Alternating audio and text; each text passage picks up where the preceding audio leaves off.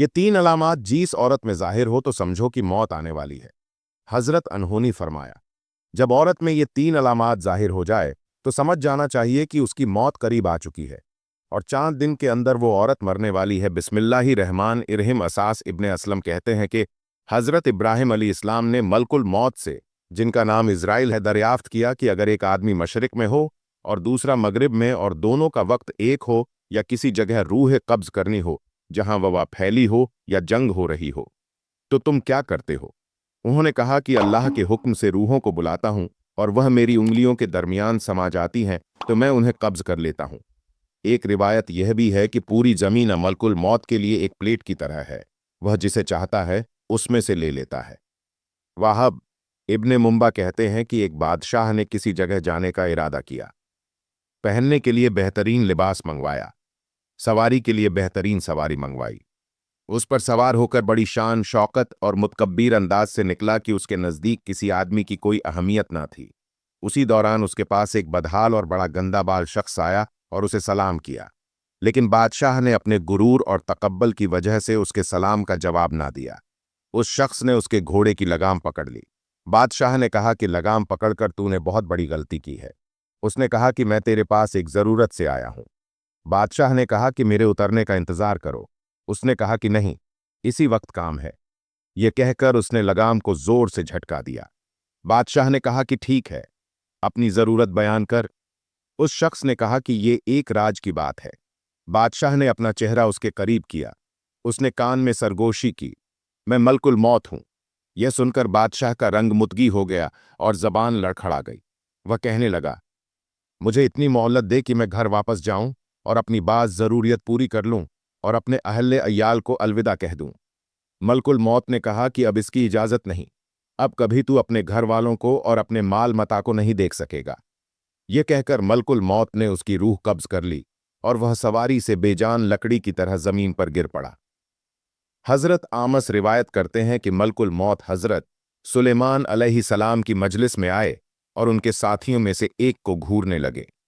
जब मजलिस बर्खास्त हुई तो उस शख्स ने हजरत सुलेमान अलैहिस्सलाम से पूछा, ये कौन शख्स थे जो मुझे इस तरह कर रहे थे? हजरत सुलेमान अलैहिस्सलाम ने जवाब दिया, यह मलकुल मौत थे। यह बात सुनकर वह शख्स बेहद घबरा गया और कहने लगा, शायद वह मेरी रूह कब्ज करना चाहते हैं। हजरत सुलेमान ने उससे दरियाफ्त किया, तुम क्या चाहते हो? उस शख्स ने जवाब दिया कि मैं चाहता हूं कि आपसे बचाएं और हवा को हुक्म दें कि वह मुझे उड़ाकर कहीं दूर ले जाए। आपने ऐसा ही किया। थोड़ी देर बाद मलकुल मौत दोबारा मजलिस में हाजिर हुए। हजरत सुलेमान अलैहिस्सलाम ने उनसे पूछा कि तुम मेरे फुला साहब को क्यों घूर रहे थे? मलकुल मौत ने कहा, मुझे उस शख्स को आपकी मजलिस में देखकर हैरत हो रही थी, क्योंकि खुदा ताला से मुझे उस शख्स को हिंद के फुला इलाके में रूह कब्ज करने का हुक्म मिला था, मगर वह आपकी मजलिस में था। मगर जब मैं उस इलाके में पहुंचा तो वह वहां मौजूद था जहां मैंने उसकी रूह कब्ज कर ली। जिंदगी और मौत सिर्फ अल्लाह अज्ज वजल के हाथ में है। किसी जे रूह को उसकी मौत के बारे में खबर नहीं दी गई सिवाय अल्लाह के नबियों और गजदा बंदों को, लेकिन यह एक ऐसी हकीकत है जिससे इनकार मुमकिन ही नहीं। कुल्लू नफ्स जाइल मौत की हर जरूह को मौत का जायका चखना है। अगरचे मौत के बारे में कोई तमी तौर पर आगाही नहीं दे सकता, लेकिन बुजुर्गा दन इस बारे में पेशन गई करते हैं। और हजरत अली रजी अल्लाह ताला अन्हो का मौत के बारे में फरमान है कि जब इंसान में 3 संगीत, अलामाठी वीडियो को आखिर तक जरूर देखिएगा। मोहतरम नाजरीन कराम, हजरत इब्राहीम अलैहिस्सलाम, जो कि जद्दुस यूसुफ अलैहिस्सलाम हजरत इब्राहीम अलैहिस्सलाम के पोते थे, और हजरत यूसुफ अलैहिस्सलाम वह नब्बी अलैहिस्सलाम है जिनको अल्लाह ने बड़े ही हुस्न से नवाज रखा था और बड़ी ही खूबसूरती अता की थी। इतनी खूबसूरती के मिस्र की शहजाद हों ने जब देखा तो उन्होंने अब अपनी उंगलियां ही काट डाली, उन्हें पता तक नहीं चला, और वो हजरत यूसुफ अलैहिस्सलाम के हुस्न में इस तरह मग्न हो गई। उनकी नजरें हजरत यूसुफ अलैहिस्सलाम पर थीं और उन्होंने सेब और छुरी पकड़ी हुई थी। सेब की जगह पर वो अपने हाथ काटती रही, उंगलियां काटती रहीं, और उन्हें पता तक न चला। हजरत यूसुफ अलैहिस्सलाम उस कदर खूबसूरत थे। हजरत यूसुफ अलैहिस्सलाम हजरत इब्राहीम अलैहिस्सलाम के पोते, जबकि हजरत याकूब अलैहिस्सलाम के बेटे थे। हजरत याकूब अलैहिस्सलाम जो कि अल्लाह के बुरगज़दा नबी थे, और हजरत याकूब अलैहिस्सलाम की मौत के फरिश्ते यानी हजरत इज़राइल। अलैहिस्सलाम से गहरी दोस्ती थी। हज़रत इज़राइल अलैहिस्सलाम जब अल्लाह के नबी हज़रत याकूब अलैहिस्सलाम के इलाके में किसी की रूह निकालने जाते थे तो हज़रत याकूब अलैहिस्सलाम के घर ज़रूर आते और उनसे मुलाकात ज़रूर करते, क्योंकि गहरी दोस्ती थी और याराना था। जब हम इंसान भी अपने दोस्त के इलाके में जाते हैं तो अपने दोस्त से मुलाकात करने के लिए उसके घर ज़रूर जाते हैं। इसी तरह हज़रत इज़राइल अलैहिस्सलाम जब भी उस इलाके में चक्कर लगाते तो अपने दोस्त यानी हज़रत याकूब अलैहिस्सलाम से ज़रूर मुलाकात करते कहते हैं कि मैं फुला की जान कब्ज़ करने जा रहा हूँ या फुला बिन फुला की रूह निकालने जा रहा हूँ। बहुत गहरी दोस्ती थी। तो हज़रत याकूब अलैहिस्सलाम ने मलकुल मौत से फरमाइश कर रखी थी कि ए मेरे दोस्त, जब तुम मेरी रूह निकालने आओगे यानी मुझे इस दुनिया से पर्दा देने के लिए आओगे तो मुझसे वादा करो कि तुम मुझे ज़रूर बताकर आओगे।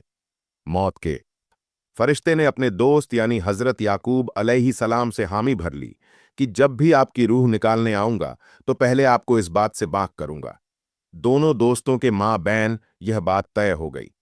हज़रत याकूब अलैहिस्सलाम की जिंदगी के दिन गुजरते गुजरते गए। चलने फिरने की सकत खत्म होती गई, खाने पीने की लज्जत खत्म होती गई, यानी जबान का जायका खत्म होता गया। अल्लाह के नब्बी की कमर टेढ़ी हो गई और आप झुक गए। रिस्क का जो दाना पानी था वह भी खत्म हो गया और मौत का वक्त करीब आ गया। उसी दिन मलकुल मौत हज़रत याकूब अलैहिस्सलाम के घर दाखिल हुए। अल्लाह के नबी हज़रत याकूब अलैहिस्सलाम ने जब मौत के फरिश्ते को देखा तो पूछा कि किधर आना हुआ? क्या मुलाकात के लिए आए हो? तो कहा नहीं नहीं, मुलाकात के लिए नहीं आया, बल्कि आज तो मैं आपकी रूह कब्ज करने आया हूं। तब हज़रत याकूब अलैहिस्सलाम ने कहा, ए मेरे दोस्त, हमारे दरमियान ये बात तय हुई थी कि जब तुम मेरी रूह निकालने आना तो मुझे पहले बताकर आना, लेकिन तुमने मुझे बताया तक नहीं। आपने मेरे साथ ये वादा किया था कि मैं आने से पहले बताऊंगा, तो आपको अपना वादा पूरा करना चाहिए था। तब मलकुल मौत ने हज़रत इज़राइल अलैहिस्सलाम ने अर्ज किया, ए अल्लाह के नबी, आपके साथ मेरी गहरी दोस्ती है और यह कैसे हो सकता है कि मैं आपके साथ किया हुआ अपना वादा भूल जाऊं और आपको ना बताऊं। ए अल्लाह के नबी और मेरे प्यारे दोस्त, मैंने आपको एक बार नहीं, दो बार नहीं, बल्कि पूरे 7 बार बताया कि मैं आपकी रूह कब्ज करने के लिए आने वाला हूं। पूरे 7 बार आपको मुतला करने के बाद ही आपके पास आया हूं।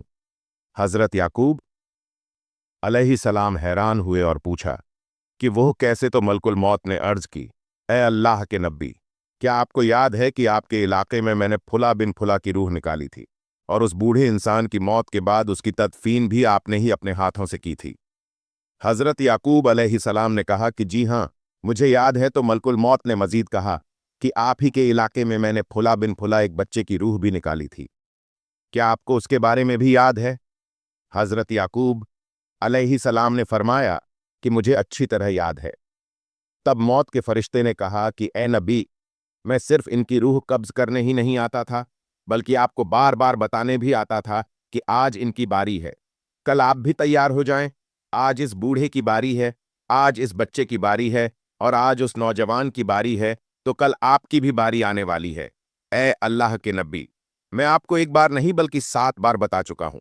मोहतरम नाजरीन कराम, मौत का फरिश्ता जब हमारे हमसाए की रूह निकालने आता है तो वह सिर्फ उसकी मौत का सामान लेकर नहीं आता, बल्कि हमें भी बताने आता है कि आज इसकी बारी है, कल आप भी तैयार हो जाएं। तो इससे साबित होता है कि जब मोहल्ले में मौत का फरिश्ता आ जाए और किसी की रूह निकाल के ले जाए तो उस मोहल्ले के बाकी रहने वाले भी तैयार हो जाएं कि आज अगर मेरा यह गहरा दोस्त हमसाया या रिश्तेदार मर गया है, या आज मेरा भाई चला गया है, मेरा बाप इस दुनिया से चला गया, मेरी माँ चली गई है, या कोई भी जा सकता है, तो सिर्फ वही नहीं गया, बल्कि कल उसके पीछे मैं भी जाने वाला हूं। नाजरीन कराम, ये दिन जिंदगी के लम्हा हम सब जिंदा लोगों के लिए गनीमत है, इसलिए इन लम्हा को गनीमत जानो और जाया ना करो, बर्बाद मत करो। बर्फ की तरह ये जिंदगी पिघलती जा रही है। एक शख्स किसी बाजार से गुजरा तो उसने देखा कि एक शख्स बर्फ बेच रहा है। रो रो के कह रहा है कि ए दुनिया वालों, मेरी बर्फ पिघलती जा रही है, इसे मुझसे खरीद लो। मेरा माल इस तरह बर्फ की सूरत में कतरा कतरा करके पिघलता जा रहा है। मैं एक ऐसा शख्स हूं जिसका माल पिघलता चला जा रहा है। मेरी बर्फ कतरा कतरा करके पानी बनती चली जा रही है। तुम्हें खुदा का वास्ता है, मुझसे यह बर्फ खरीद लो, क्योंकि अगर मेरी यह बर्फ ऐसे ही पिघलती रही तो मेरा नुकसान हो जाएगा और मुझे खसारे का मुंह देखना पड़ेगा। इसी सुनने वाले समझदार इंसान ने उसके करीब जाकर उससे कहा कि भाई, जिस तरह तेरी कहानी है बिल्कुल इसी तरह मेरी भी कहानी है। बर्फ वाले शख्स ने पूछा कि वो कैसे, तो उसने कहा, जनाब, तेरी बर्फ पिघलती जा रही है, जब तक मेरी कीमती जिंदगी पिघलती जा रही है। जिस तरह कतरा कतरा करके तेरी बर्फ पिघलती चली जा रही है, इसी तरह लम्हा लम्हा करके मेरी जिंदगी पिघलती चली जा रही है। अगर तू अपनी बर्फ पिघलने से पहले पहले बेच लेगा तो बदले में कुछ ना कुछ पा लेगा, तो तुझे भी खसारे का मुंह नहीं देखना पड़ेगा, नुकसान का मुंह नहीं देखना पड़ेगा और तू फायदे में रहेगा। बिल्कुल इसी तरह मुझे भी नुकसान का सामना करना पड़ेगा। यानी अगर मैं अपनी जिंदगी की बर्फ पिघलने से पहले पहले कुछ आमाल न कमा लूं तो मुझे भी कयामत के दिन खसारे का सामना करना पड़ेगा। हजरत सैयदना अली उल मुर्तजा शर खुदा रज अल्लाह ताला उन्होंने फरमाया है कि जिंदगी में जब 3 अलामाठी पैदा हो जाए तो समझ लेना कि मौत का फरिश्ता किसी भी वक्त तुम्हारे दरवाजे पर दस्तक दे सकता है, यानी मौत करीब है। नंबर 1, जब सियाह बाल सफेद हो जाएं। नंबर 2, जब बदन में तवाना खत्म हो जाए।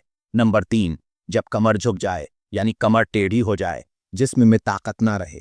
हाथ तो हैं लेकिन छूने की ताकत नहीं, पैर तो है लेकिन चलने की हिम्मत नहीं, खाने पीने का सामान तो है लेकिन खाने में लज्जत नहीं, जेब में पैसे तो हैं लेकिन बुढ़ापे का इलाज नहीं, बहन भाई बेटा बेटी रिश्तेदार तो है लेकिन खड़ा होने और चलनी फिरने का सहारा नहीं। जब यह अलामत जाहिर होने लगे तो समझ ले कि मौत करीब है।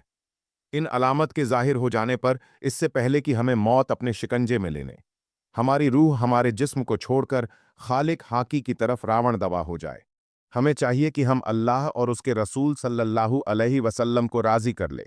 अल्लाह अजीजुल से दवा है कि हमारी मौत की शक्ति आसान फरमाए, क़यामत के दिन की बोलना क्या आसान फरमाए और हमें उन लोगों में शामिल फरमाए जिन पर अल्लाह के नबी सल्लल्लाहु अलैहि वसल्लम की शफात हो। अल्लाह हम सबका हामी और नासिर हूँ। आमीन। नसरीन कमेंट बॉक्स में अल्लाह के 99 नाम में से कोई एक नाम ज़रूर टाइप करें।